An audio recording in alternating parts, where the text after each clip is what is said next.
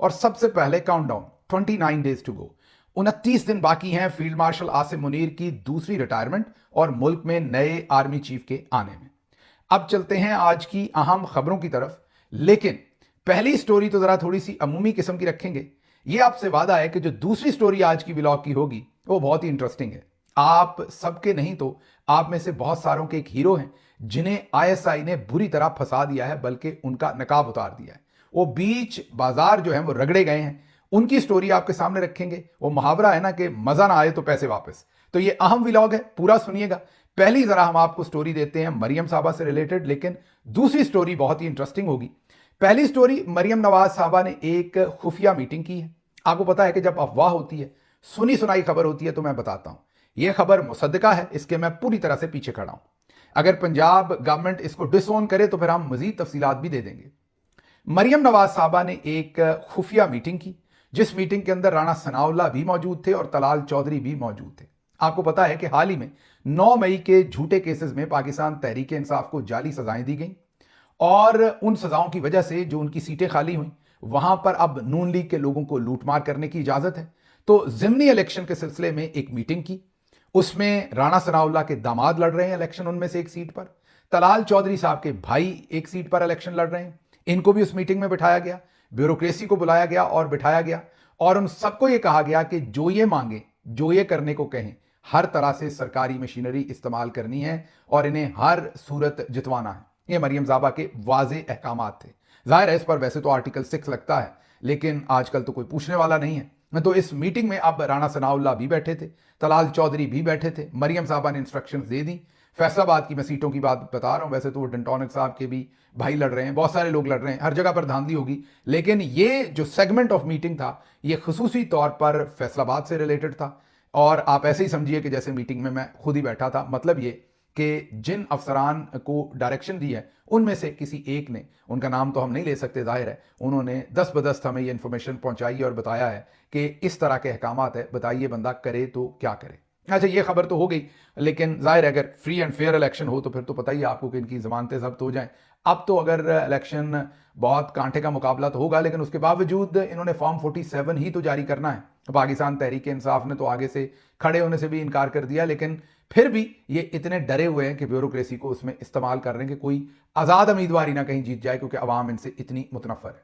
अब आते हैं आज की असल स्टोरी की तरफ। आपको मैंने एक वीडियो दिखानी है, छोटी सी वीडियो है। ये जो जेन जी और उसके बाद पीछे जेन अल्फा है और पता नहीं कौन कौन सी है, ये बड़े तेज हैं, हमसे कई हाथ तेज हैं। ये पैदा ही टेक्नोलॉजी के साथ हुए हैं, तो इनकी जो कैलकुलेशंस हैं, इनकी जो क्रिटिकल थिंकिंग की एबिलिटी है वो हमसे कहीं ज्यादा है। अब आपने एक वीडियो सुननी है, लेकिन जब आपने वीडियो सुन रहे हो ना तो इधर उधर ध्यान नहीं लेके जाना, गौर से। वीडियो मेरा ख्याल है वो 30 सेकंड की है, गौर से उसका एक एक लफ्ज सुनना है, पल्ले बांधना है। फिर मैं जब आपको उसका तजिया करूंगा, आपको लगेगा कि वीडियो सुन के आपको कोई बात समझ आ गई है, लेकिन असल बात आपको समझ नहीं आएगी, वो मुझे तजिया करके आपको बताना पड़ेगा। तो पहले ये जरा इंटरेस्टिंग बात है कि आईएसआई ने, हमारा तासर है, हम तजिया कर रहे हैं, जाहिर है आईएसआई ने अपना ही वकील मुलजिम को भी दे दिया या मुजरिम को भी दे दिया और मुदई को भी दे दिया। दोनों तरफ एक ही वकील है, मुजरिम का वकील भी वही है, मुदई का वकील भी यही है। हम नहीं कह रहे, पहले जरा सुनिए। कभी आपने सुना है जिसकी चोरी हुई और जो चोरी करके जाने वाला है दोनों का वकील एक हो? आज मैं आपको बताता हूँ ऐसा भी पाकिस्तान में होता है। मियां अली इशफाक जो कि एक सीनियर वकील हैं, एनसीसीआई ने नोटिस दिया सिस्ट्रोलॉजी और रजब भट्ट, इन्होंने वकील कर लिया मियां अली इशफाक को। अब जब एनसीसीआई अफसर गिरफ्तार हुए, इन्होंने भी अपना जो वकील है वो मियां अली इशफाक को कर लिया। अब इस बात की समझ नहीं आ रही असल मुल्जम है कौन, नोटिस जारी करने वाले या नोटिस वसूल करने वाले। यानी कि एनसीसीआई ने नोटिस भेजा था सिस्ट्रोलॉजी को और रजब भट्ट को, इन दोनों ने भी अपना वकील जो है मियां अली इशफाक को किया। और जब एनसीसीआई के अफसरों पर बात आई, उन्होंने भी अपना जो वकील है वो मियां अली इशफाक कर लिया। अब देखते हैं कि असल मुल्जम है कौन, वकील दोनों का एक है। सुन लिया आपने। अब जरा आपको इसकी तफसील, इस तफसील में आपको तो यह अंदाजा हुआ कि ये जो साहब हैं वो ये कहना चाह रहे हैं कि मियां अली इशफाक साहब जो हैं वो सिस्ट्रोलॉजी और रजब भट्ट वगैरह के भी वकील हैं, और जिन्होंने उन पर मुकदमा बनाया उनके भी वकील हैं। तो दोनों तरफ के वकील हैं। ये कैसे हो गया, ये कहां आ गए हम यूं ही साथ साथ चलते? तो ये आपको अभी बताते हैं। अभी आपको जो अंदर की गेम है वो समझ नहीं आई, वो मुझे तजिया करके आपको बताना पड़ेगा। सबसे पहले तो मैं डिस्क्लेमर दे दूं कि जाहिर हमारे पास सामने खबर तो नहीं है, वो कागजात तो नहीं है, ये हमारा ओपिनियन है, ये हमारा तजिया है। तो पूरी खबर जो है इसे मेरे तजिए और ओपिनियन पर लिया जाए और आप इससे अपना ओपिनियन और तजिया अखज करें। अच्छा, अब आप समझें कि इंडिया के अंदर मोदी साहब जो हैं वो ये समझते हैं कि शाहरुख खान बहुत बड़ी पर्सनालिटी है और अपने जाती प्रोपेगेंडे के लिए उन्हें उनको जेब में डालना है। मतलब वो चाहते हैं कि शाहरुख खान उनके लिए अपीयर हों, उनके हक में बातें करें। तो अब क्या इसके दो तीन ही तरीके होते हैं जब आपने किसी बड़ी सेलिब्रिटी या किसी इन्फ्लुएंसर को अपने साइड पे करना हो। सबसे आसान तरीका तो पैसे से आप खरीद लें। अब अगर शाहरुख खान पहले ही बिलियंस में कमा रहे हैं तो आप कितने के पैसे दे देंगे कि वो आपकी सियासत में आ जाए या आपके गंदे कामों में आ जाए? तो शाहरुख खान तो नहीं आएंगे, जाहिर है। फिर दूसरा तरीका आसान कौन सा होता है मोदी जैसे लोगों के लिए? उनके लिए तरीका ये होता है कि उन्हें किसी मुसीबत में फंसा दो, कोई उनके ऊपर मजहबी फतवा लगवा दो, कोई मुल्क दुश्मनी का फतवा लगवा दो, कोई उनके ऊपर हमला करवा दो, कोई कत्ल का केस बनवा दो, कोई और ऐसा केस बनवा दो कि उन्हें आपके दर पर आना पड़े कि हुजूर मेरी जान छुड़वाएं। जब वो आपके दर पर आएंगे, घुटनों पे गिरेंगे, आप उन्हें छुड़वा देंगे। जैसे आपने सुना था शाहरुख के बेटे का एक केस बन गया था, बहुत बुरी तरह उसका बेटा फंस गया था। अब पता नहीं शाहरुख खान साहब ने कैसे उस सारे मामले को डील किया होगा, ये हमें तो नहीं पता। किसी के पास गए होंगे, किसी से मदद ली होगी या अपने तौर पर उसको डील कर लिया होगा। तो ऐसे मेगा स्टार्स जो होते हैं उनको फिर ऐसे ट्रीट किया जाता है। अब आप कहेंगे खबर कहाँ की है, मियाँ अली इशफाक की है, आप पहुंच गए हैं शाहरुख की तरफ। प्रोफेसर हूं ना, आदत से मजबूर हूं, मिसालें दिए बगैर, एग्जाम्पल्स दिए बगैर बात करनी आती नहीं। अब जरा पाकिस्तान चलते हैं। ये व्लॉग्स करती हैं बच्चियां, इनका नाम है सिस्ट्रोलॉजी के नाम से इन्होंने चैनल बनाया हुआ है। 4-5 मिलियन इनके फॉलोअर्स हैं, million million, 2-2 million, 10-10 million, 5-5 million इनकी वीडियोस देखी जाती हैं। बड़ा इंपैक्ट है। रजब भट्ट, उनका भी बड़ा इंपैक्ट है। डकी भाई, उनका भी बड़ा इंपैक्ट है। इन सबके मिलियंस में वीडियोस देखे जाते हैं।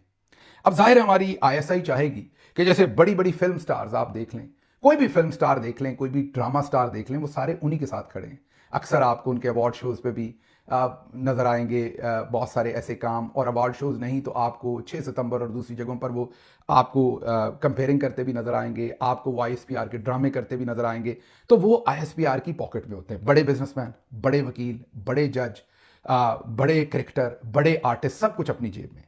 अब ये आम से बच्चे थे, रजब भट्ट, सिस्ट्रोलॉजी वाली, ये इकरा शायद इनका नाम है, या दूसरी खवातीन, या डकी, ये आम से बच्चे थे, लोअर मिडिल क्लास के। ये मिलियंस में इनकी फॉलोइंग हो गई। अब हमें ये भी अपनी जेब में चाहिए। अब दो तरीके, या तो इन्हें हम पैसों से खरीदें। अब पैसों से तो क्योंकि ये खासे अच्छे पैसे कमाते हैं तो पैसों से इन्हें कैसे खरीदेंगे? तो दूसरा तरीका वही है कि इनके ऊपर कोई केस डाल दो। जैसे ही केस डाल देंगे तो ये खुद ही दौड़े दौड़े हमारे पास आएंगे। तो आपको हम पिछली दफा एक्सप्लेन कर चुके हैं कि जो नेशनल क्राइम एजेंसी थी वो एफआईए से अलग एक पूरी एजेंसी बनवाई ही आईएसआई ने थी, अपने काम सीधे करने के लिए, हमें तंग करने के लिए, हमारी फैमिलीज को तंग करने के लिए, ऐसे तमाम पाकिस्तानियों को जो सोशल मीडिया पर बोलते हैं, आवाज उठाते हैं, उनको तंग करने के लिए ये पूरी एजेंसी बनाई थी। फिर इस एजेंसी के थ्रू मारदाड़ भी शुरू कर दी, पैसा कमाना भी शुरू कर दिया गया। अब हुआ ये, यहां से बारीक काम, ये मेरा तज्जिया है सारा। मेरे ख्याल में हुआ ये है कि सिस्ट्रोलॉजी हो या रजब भट्ट हो या डकी भाई, ये कहीं ना कहीं इमरान खान की तारीफ कर जाते थे। तो इनको हाथ में करने के लिए पहले जो अपनी वो नेशनल क्राइम एजेंसी बनाई थी सरफराज चौधरी